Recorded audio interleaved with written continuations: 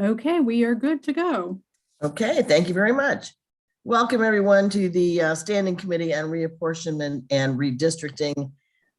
We will be taking up 3 bills this morning. And what we'd like to do is kind of do it almost reverse order. We're going to do House Bill 3 and 4 first, and then we'll do House Bill 1. And this is a sponsor only hearing. And so we'd like to start out with Senator Reedy, if you want to do House Bill 4. Yes, Madam Chair, thank you so much. Senator Justin Reedy for the record, not driving, parked. You see my background. Here to present HB 4, which is our Carroll County Commissioners redistricting map. We are by district. We elect 5 commissioners in Carroll County. They are elected by district. So there's 5, and the map that we have put together involved a commission in the county and a lot of input from our residents. We're very happy as a delegation. It was voted for unanimously by our delegation. We are a commissioner county, so it has to come through Annapolis.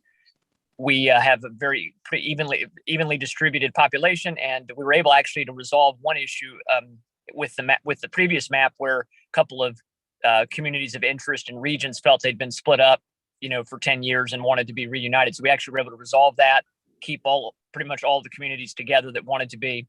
So I'd ask for your favorable report and support for this, and happy to answer any questions. Okay, are there any questions? Nope. I don't see any. Thank you, Senator Reedy. Thank you. Okay, next we have House Bill 3, House Bill 3, and we have Senator Kramer. I think you're giving that one. Yes, thank you, Madam Chair, and good morning to all. Ben Kramer here to introduce House Bill 3, which is the Board of Education redistricting map for our Montgomery County Board of Education. There are 5 districts. We had a public hearing. There was no opposition to the proposed maps. There was only support. The delegation in both the House and the Senate voted unanimously in support of the redistricting map. So I would ask for the favorable report of the HB 3. Thank you very much. Okay, any questions? Okay, thank you, Senator Kramer. Thank you all. Bill 1, we have Carl Arrow, the sponsor. Give the sponsor. Yeah, thank you. Not being the sponsor. Not being the sponsor, though. Thank you, and good morning, everybody. As you know, my name is Carl Arrow. Pleasure to join you this morning virtually, although I still find these virtual meetings a little strange. The congressional map adopted by the Legislative Redistricting Advisory Committee is obviously before you. And I know you've heard from me on Monday when we had the joint hearing, so I'm just going to hit a couple of points and we'll go from there. The current districts, despite their looks, represent communities of interest. Portions of these districts have remained together for a long time and reflect a commitment to following the Voting Rights Act, protecting vital federal and state investments in Maryland, and fostering longstanding relationships, ties that shouldn't be broken without thoughtful deliberation and good reason. So in light of preserving these communities of interest, when we were looking at making adjustments due to the updated census numbers, our approach was basically to move only as many Marylanders as necessary to meet the legal requirements of population, contiguity, and competitive, to make the districts competitive. Over the last few months, LRAC had 10 in-person meetings across the state, 2 virtual statewide hearings, and the commission recommended a map that's significantly more compact and contiguous than the current map. Although contiguity is an interesting concept because all the maps have been contiguous, quite honestly. The map ensures continuity of representation while decreasing the number of representatives from 4 to 3 for Baltimore and Anne Arundel counties. A map connects Anne Arundel County with the Eastern Shore, acknowledging the connectivity between the areas because of the Bay Bridge. And I'd also point out, if you look back over history, you'll see that Anne Arundel in the past has also been connected with the Eastern Shore, not the first time that that's occurred. The districts in Western Maryland reflect commuter patterns and the growth in Frederick County, and the 7th Congressional District reflects the migration of residents in Baltimore City to areas in Baltimore County around the Liberty Road corridor. And finally, the map also anchors the 3rd Congressional District in Howard County, no longer splitting Columbia or Elk Ridge. So those are the points I just wanted to make this morning. Thank you so much for your time, and I urge favorable committee report.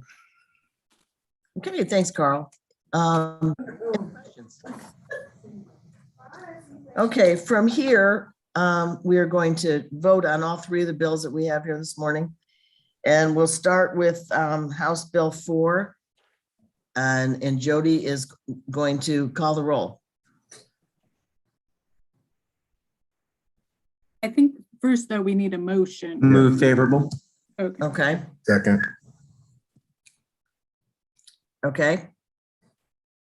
Okay. Senator Eckert, This is on which bill? House Bill 4? House Bill 4 which is the Yeah. school board bill. Aye. Aye. Senator Griffith, Aye. Senator Gazzoni, Yes. Senator Hayes, Yes. Senator Kelly, Senator Lee, Yes.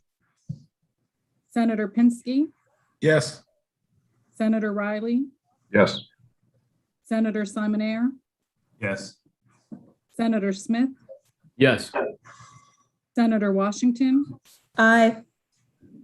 Senator West, Yes. Senator Young, Yes. Senator Zucker, Yes. Chair King. Yes. And Okay, that was House Bill 3. 4. House Bill 4. 4. House Bill 4. Okay. You sure? Yes. Yeah.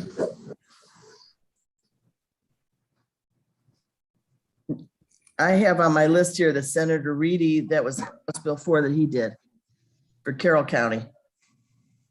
Right. Yes. So that's the vote we just took. Yes. All right, I'm sorry.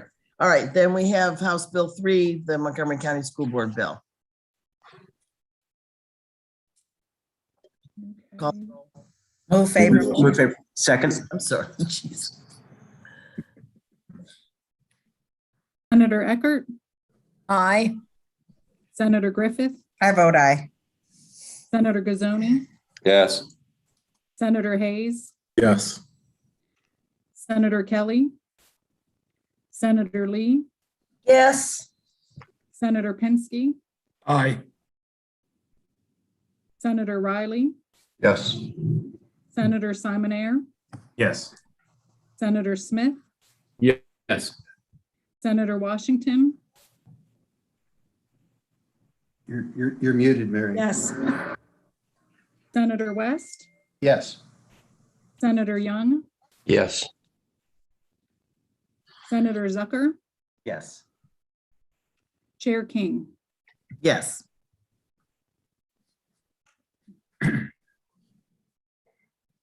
Madam Chair, I have a procedural question. Yes, go ahead. HB 1, will we be taking, will we have an opportunity to ask questions about this bill? I would rather have you save your questions till we get to the floor, but if you've got a couple of smaller questions, you can do them now. Yeah, we have some of the staff available who are probably more appropriate to answer my questions, so if I may. Okay, go ahead. Mr. Arlo, I sat through, as you know, 3 of the in-person meetings and one of the virtual ones. Can you share with the committee who actually was formulating the map itself? Who was actually drawing the lines? Well, I certainly wasn't one drawing the lines. I didn't say you were. I Yeah, don't I know just if wanted- you know who drew the lines. Well, I know that basically based on what we heard from testimony, staff was directed to put together some maps for us. So those maps came back to us as a group, and it was, the technicians basically that drew the lines. And by when you say technicians, you mean the members of the Department of Legislative Services? Yes. Correct. If I may extend a question to Michelle Davis, Madam Chair, would that be appropriate? Yes, it would be. Thank you very much. Ms. Davis, was there any indications given to you and your technicians, your staff, about how the maps were to be drawn by any members of our legislative body or anybody from the outside? From the outside? No, not, Such as current congressman. no, not at all. Okay. Thank you very much, Madam Chair. I just wanted to put that on the record. Thank you, Senator. Madam Chair, Is there a motion on this? I had one question, Madam Chair. Okay, go ahead, Senator. Thank you. I was trying to get that hand up there. So this is a question I've heard several times, and I just heard recently on your testimony, Mr. Arrow, that you were trying to move as few people as possible. And then it was basically the maps were drawn based on what we heard in testimony. Overwhelmingly, we heard people say that they didn't want the maps gerrymandered. Was there a map put together that they would try not to have a gerrymandered map, as the baseline is well known to be gerrymandered, even from the former governor who put that together? So was that input taken and put into a map and we just didn't see it? I think it's difficult to define anything necessarily as gerrymandered on the basis of its appearance. I could probably put together a map that would look a lot more like the governor's map and still be accused of gerrymandering. You can do a lot of mischief with the data and so forth. I would say basically over the years, we've always started with what's on the ground and what has been there for the past 10 years and even longer, and made adjustments going forward. I think that is an established practice that we've always used, and I think the map has been improved.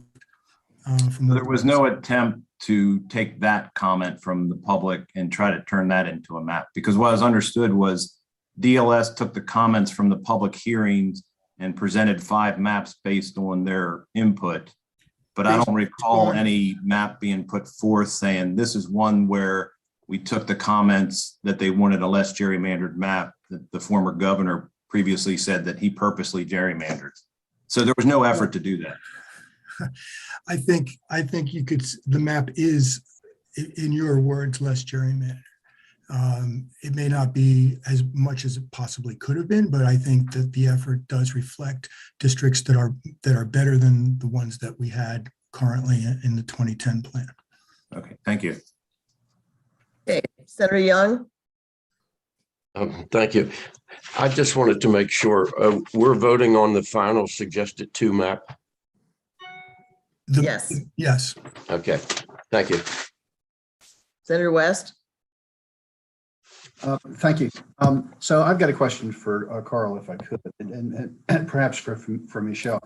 I actually tried to read the bill, which is 50 pages long, and nearly the entire bill consists of invading precincts and dividing census tracts. And so I called the head of the Baltimore County Election Board to try to find out what this would mean in practical terms, logistically on the ground. And she nearly had a heart attack. And she said, goodness, she said, this is going to take, we're going to have to re-precinct the county. She said that the amount of time involved is going to be extraordinary. And then once we get all the precincts redone, we're going to have to send everybody in the county new election cards showing what new precincts. And then we're going to have to send information out about where those precincts vote. And she said, we're going to have to engage new places for voting and buy new equipment for voting. She said, this is going to be a logistical nightmare. So I'm looking at 50 pages. I can understand why for each congressional district, you might want to have to take 2 or maybe 3 precincts and do the census tract work in order to come up to the exact numerical population that you're aspiring to. I can't understand why you'd have 50 pages of this. What was the rationale employed in deciding to go into so many precincts across the state and pull them apart and put them back together again? Well, I don't know that it's been pretty much common practice ever since we basically went to block data.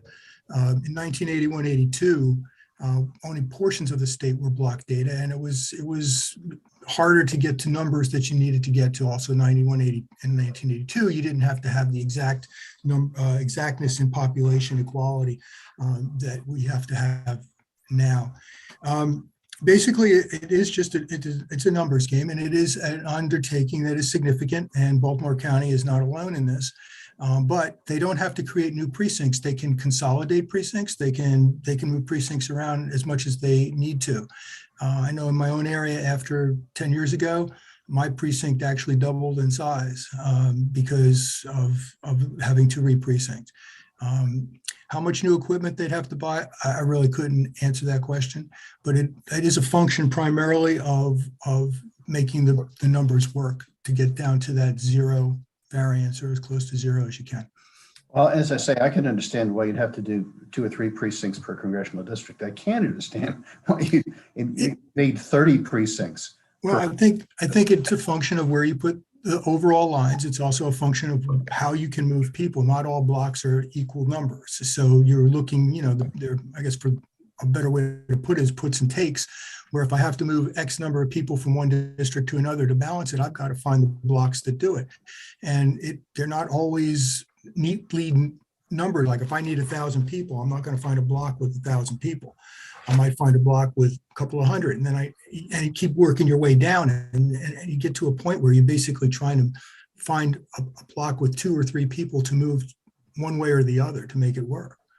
It's the curse of big data, quite frankly. Yeah. Okay, thank you. Thank you. Senator Eckert. Thank you very much, Carl or Michelle. I just had some questions on how, when you go in and look at the numbers, Carl, you said the census block. So when you shifted out parts of Cecil and Hartford County and moved in Anne Arundel County, is that merely a numbers game? Because my concern is that Eastern Shore is predominantly rural, and it seems like we're putting more folks who are less rural in the mix than before. And so I wondered if we're talking about similar cultures and contiguousness with just numbers. I think to a large extent it is a numbers game, but it also is in response to Cecil County wanting to remain in the first congressional, and the desire, and from what we heard, not taking the first district across the top into Baltimore County, almost all the way to Carroll County. So that's basically the answer, I think. Would you say, are they similar are they more similar than dissimilar? I couldn't answer. Or not? I don't. Yeah, I guess part of my concern is that I've heard from a number of the folks with the census that we still didn't get the numbers of the people who are really living on the Eastern Shore, because we still have a number of the population, and the speculation is at least 10,000 more. I think everybody made a real good effort to get census to the best of their ability. But my concern is that we are changing, that we're not really reflecting the district with that kind of a shift. And I'm just trying to figure out how to get my head around that, because I think it is going to make a difference. The only thing we can work with is the data from the census. Right. If there were undercounts, Correct. there are undercounts. Yeah. And it's, I hear you, but I know, and I will just say, in Dorchester County, because of how the lines are drawn, it will be very difficult for minority populations to ever be elected. And that's a concern to me, because if you look at the way the line, and they're not congressional lines, But I think the lines within the congressional district does make a difference in how the makeup of the lines are drawn. So, Well, when we get to start working on legislative maps, we'll see what's there. Yeah. Thank you. Thank you, Madam Chair.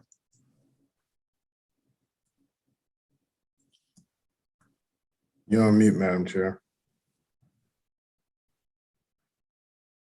Senator Pinsky. Thank you, Madam Chair. Mr. Arrow, two questions. One regarding Senator West. After each redistricting, don't each local board of elections have to send out new cards because of precinct changes regarding state legislative, congressional, and in some cases, local elections, and that's a normal practice? Obviously, a lot of things change. You have a lot of different lines. You have school board as well. Right. Doesn't every local board of elections go through that? Yeah, that's absolutely right. And because districts don't just sit on top of each other, they also have the issue of, like, when the election comes, they got to drop a ballot, and ballots get very complicated. And you can have several forms of a ballot in any given county because of the way lines just happen to fall. Right. So yes, you're right. Right. And the second question, correct me if I'm wrong. You had a number of interests. One was to try to retain as many people in their existing district as possible, but also try to make the districts more, I guess the word is competitive or based on performance. So you had to straddle a number of different things, correct? In terms of not doing a wholesale relocation, which I think Senator West mentioned, and it's trying to make them more competitive. Can we characterize it that way? I think that you can. Certainly, there's something to be said for continuity. I think that people, by and large, it's not hard to find out who represents you or what district you're in. I think in keeping people in the same districts that they've been in, by and large, is not a bad idea. So continuity is an important thing. There's nothing wrong with preserving cores of existing districts to the extent you can. Right, but if we moved fewer districts or precincts, I should say, then it might have maintained less competitive districts. So I think the districts are somewhat, yeah, I think that's been the trend, even with, I think I had, honestly, I haven't looked at any kind of turnout numbers or registration numbers at all. But I think the districts, the trend had been, even with the current plan of 2010, those districts were somewhat more competitive. Right. They had to be. But there's always a tension, whether it's conscious or not. If you make them more competitive, you have to move a lot more people, and you have to address the lack of maintaining people's existing districts and trying to figure out who their new congressperson would be, or else if you just simply maintain the status quo, it maintains the status quo, whatever the results are. In other words, there's a tension in the actions you take and the results, either politically or on the ground, they may have. I think that anytime you move lines, that's the case. Yeah, I mean, you're going to have that tension, and depending on what areas you move, you either increase competitiveness or decrease competitiveness. Right. Okay. Thank you. Thank you, Senator. Senator Hayes. Thank you, Madam Chair, and thank my colleagues, the staff, and everyone who's played a role in this. This is my first time participating in this process, and we appreciate your leadership, Madam Chair. I'd like to make a motion to move favorable on House Bill 1. Is there a second? Madam Chair. Thank you. Yes, I'd like to second that motion and to move forward with the recommendation of my colleague from Baltimore City. Thank you, Senator. Okay, Jody, do you want to call the roll, please? Senator Eckert. No. Senator Griffith. I vote aye. Senator Gazzoni. Yes. Senator Hayes. Yes. Senator Kelly. Senator Lee, Yes. Senator Pinsky, Yes. Senator Riley, He's muted. I think that was a thumbs down. Ed, we didn't hear the word you uttered while you were I'm sorry. No. Senator Simon Ayer, No. Senator Smith, Yes. Senator Washington, Yes. Senator West, No. Senator Young, Yes. Senator Zucker, Yes. Chair King. Yes.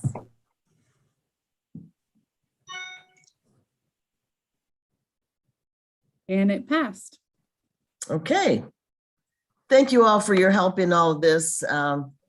Quite an interesting process, and I'm glad to have you all be a part of it. So now we just need to go and take it to the floor. Thank you all.